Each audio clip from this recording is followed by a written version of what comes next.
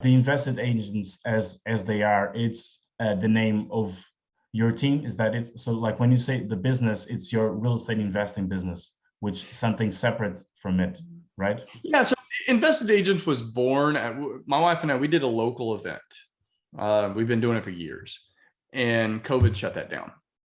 So we had to figure out, like everyone else, how are we going to continue to get our message out there, educate, collaborate with our target audience, in this like shut down world. Go online. I mean, that was the answer. A lot of people did that. So we did that. We rebranded as Invested Agents, but we did more than just do what we were doing locally online. We actually sat back, took a break. I think we took about a 30, 60-day break. And we're like, okay, what do we really want to do? So ultimately, we've looked at leaders that in other industries and also other folks that we just gotten to know over the years, who the person who provides the most value always wins. So how can we provide more value for free to anyone that wants to listen and connect with us? And so that's where Invested Agents was born.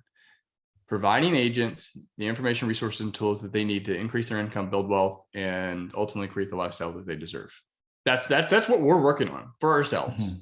So how can we give that out to everyone else?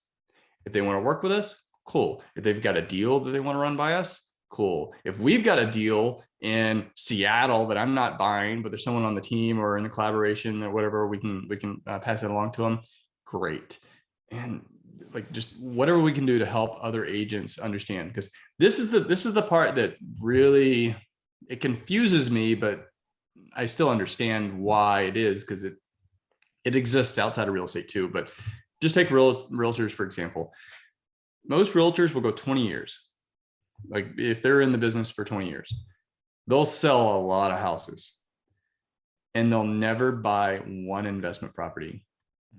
Like outside of their own personal investment, their own personal residence, they'll never buy an investment property. Yet, almost all of them, probably a vast, like 75%, 80% or more, will say they would like to invest in real estate. But they don't, because they think they don't have enough money and they don't know how. And the knowing how is super easy. The resources are there. It's ultimately the decision. So how can we provide the resources in an easier manner, in a better way, to teach them? Because the money part is actually the easiest. Is just knowing how, knowing what to look for. Because realtors, they're the insiders. They know what's going on in their communities. Like they know that house that they drive by on the way to their listing. It's overgrown and it's just kind of trashy, and it's probably like they know it's vacant, and it's been like that for 6 months. Like they could buy that house if they just knew how to do it, and it's not that difficult. And the money part it's not even a problem, because there's way more money out there than most people realize.